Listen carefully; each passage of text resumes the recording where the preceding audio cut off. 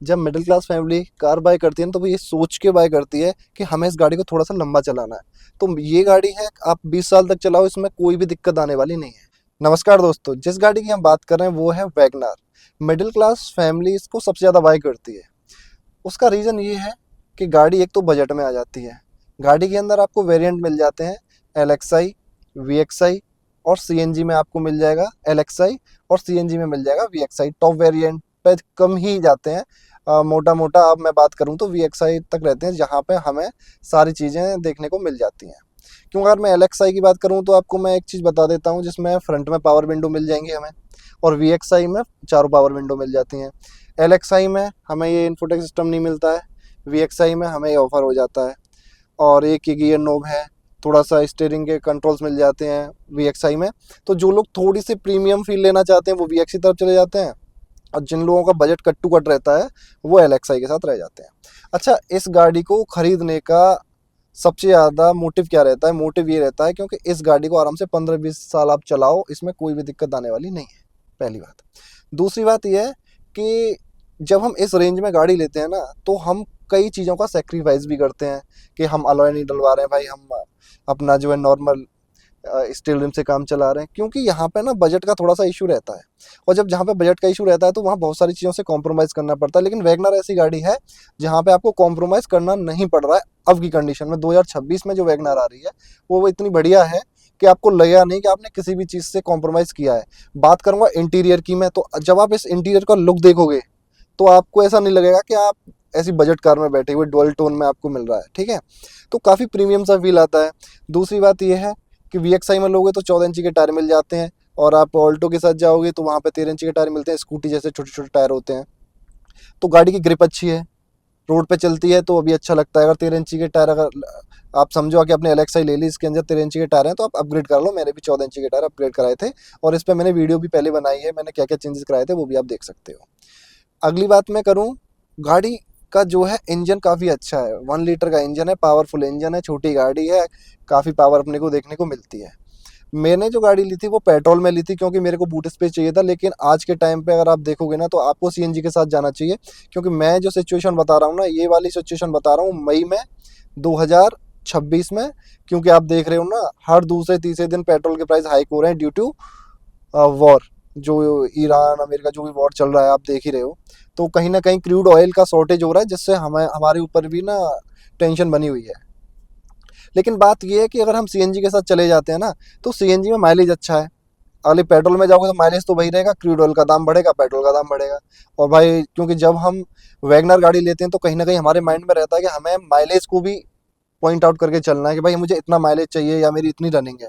इस चीज़ को ना हम दरकिनार नहीं कर सकते। माइलेज हमारे लिए बहुत मायने रखता है।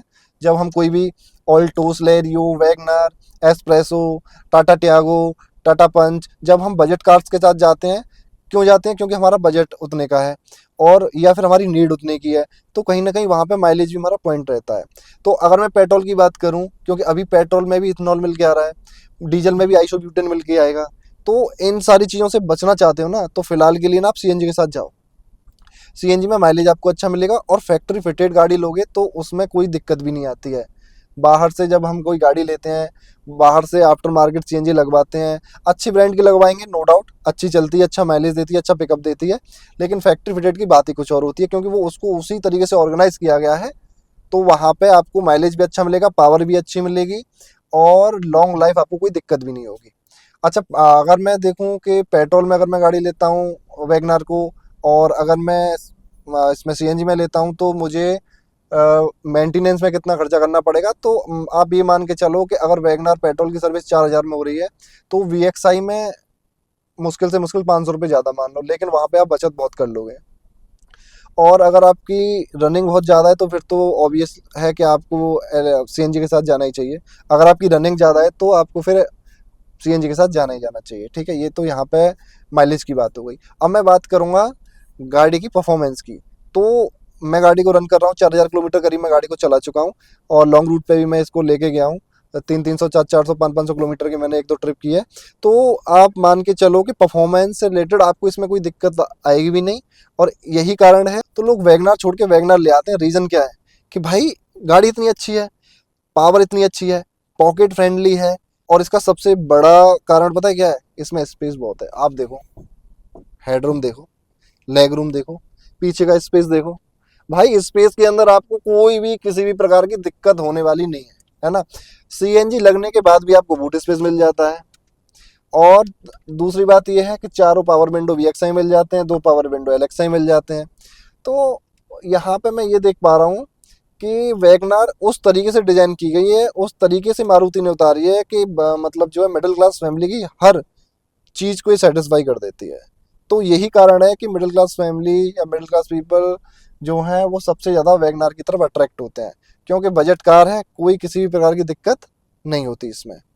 बाकी का मैं बात करूं, जैसे गर्मी का मौसम चल रहा है तो एसी की, तो भाई एसी एकदम बढ़िया काम कर रहा है इसका। ठीक है, कोई किसी भी तरीके की दिक्कत नहीं है। एसी से माइलेज पे थोड़ा बहुत ही फर्क पड़ता है, सीएनजी में तो पता भी नहीं लगती, आप ये मान के चलो, है ना। और बस इसमें एक ही चीज़ है, जो एसी के वेंट्स है ना, ये सेंटर में ना देके थोड़ा साइड से दे रखे हैं, तो ड्राइवर साइड में तो अच्छी हवा देते हैं, पीछे थोड़ी सी हवा कम जाती है। इस चीज़ को तो मैं कहना चाहूँगा, और मारुति से भी रिक्वेस्ट करना चाहूँगा कि कुछ ना कुछ ऐसा अरेंजमेंट करो ताकि इन वेंट्स को मिड में लेकर आओ, ताकि ये वाला जो इशू है ये भी शॉर्ट आउट हो जाए। बिल्ड क्वालिटी की बात करूँ तो थोड़ा सा मारुति को बिल्ड क्वालिटी पे वर्क करना पड़ेगा। आप यहाँ पे देखोगे ना, तो देखो किस तरीके की प्लास्टिक है। इससे ज़्यादा अच्छी प्लास्टिक तो इन्होंने ऑल्टो K10 में दे दी है ना, तो वो भी चीज़ है। बट हर चीज़ कहीं ना कहीं कॉम्प्रोमाइज़ करना पड़ता है। वही बात है यहाँ पे थोड़ा सा बिल्ड क्वालिटी को लेके, क्योंकि लाइट बॉडी है, थोड़ा सा ये चीज़ देखनी पड़ेगी। लाइट बॉडी है इसीलिए माइलेज अच्छा है, इसलिए परफॉर्मेंस अच्छी है, इसलिए पॉकेट फ्रेंडली गाड़ी है, मेंटेनेंस भी इसका काफ़ी अच्छा है ना। और बाकी का अगर मैं और किसी चीज़ पे बात करना चाहूँगा तो वो बात करना चाहूँगा इसकी स्टेबिलिटी पे। स्टेबिलिटी इसकी अच्छी है, मैंने 120 किलोमीटर पे भी चेक किया, मैंने 120 की स्पीड पे इसका बॉडी रोल भी चेक किया है। मेरी वीडियो आप देख लेना पुरानी वाली, उसमें आपको सारी चीज़ें एकदम क्लियर हो जाएंगी। सिटिंग कंफर्ट की बात करूँ तो सिटिंग कंफर्ट में मुझे अभी तक कोई इशू नहीं आया है, कोई थकान वकान वाला कोई ऐसा सिनेरियो नहीं है। हाँ, पीछे की सीट पे थोड़ा सा एडजस्टेबल हेडरेस्ट वगैरह नहीं है, तो थोड़ा सा लगता है तो आगे के पे नहीं, लेकिन आगे के तो चलो फिक्स्ड वाले हैं, तो आप यहाँ पे कुछ भी लगा लोगे तो आप मैनेज हो जाएगा। लेकिन पीछे वालों के लिए तो भाई एडजस्टेबल हेडरेस्ट मारुति को देने चाहिए, ताकि पीछे वाले लोग भी आराम से बैठ सकें। बस बात यही है कि हर जगह क्रॉस कटिंग करते हैं ताकि बजट में फिट हो पाए, एक ये भी पॉइंट है।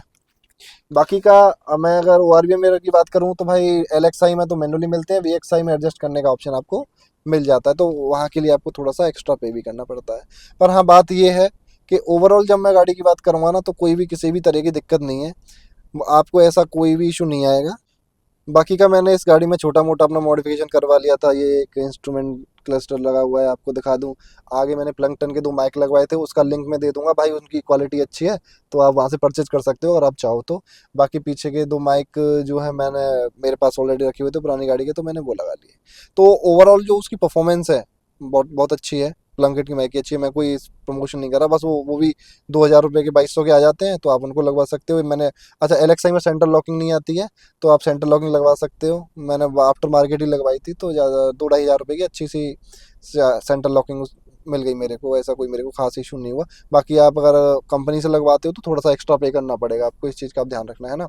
अच्छा, बात करूँ मैं नाइट ड्राइविंग की, तो भाई इसमें जो बल्ब लगे हुए हैं ना, तो वो आपको अपग्रेड कराने पड़ेंगे। वो बहुत कमज़ोर टाइप के से आते हैं, रात में आप ड्राइविंग नहीं कर पाओगे, कॉन्फिडेंस नहीं आएगा, तो वो एक चेंज कराने पड़ेंगे। ठीक है, तो वो ज़्यादा बड़ा खर्चा नहीं है, वो तो छोटा मोटा जब हम गाड़ी लेके आते हैं तो होता ही है।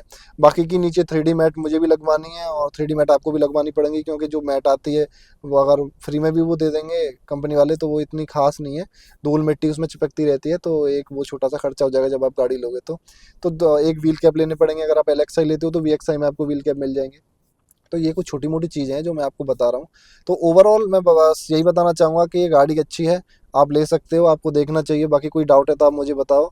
और मैंने गाड़ी को ख़रीदा था एंड ऑफ द ईयर 2025, यानी कि दिसंबर 25 में, तो मेरे को थोड़ा डिस्काउंट मिल गया था।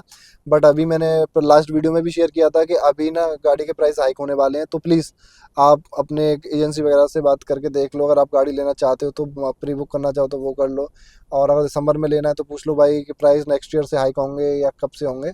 तो अपने लोकल में एक बार पता कर लेना, गाड़ी अपने लोकल से ही खरीदना, और ज़्यादा दूर मत जाना, क्योंकि वहाँ पे जाते हो तो लोग सुनते भी नहीं है, अपने आसपास में तो कुछ कहना सुनना भी हो जाता है। तो इन सब चीज़ों को मुझे आपके साथ शेयर करना था। बाकी का आपको वीडियो कैसा लगा आप मुझे बताना। और किसी भी तरीके की कोई की आपको हेल्प चाहिए, किसी भी तरीके की कोई भी अगर आपको हेल्प चाहिए तो आप मुझे कमेंट करो, मैं हर कमेंट का रिप्लाई करता हूँ, जैसा कि आप जानते हो।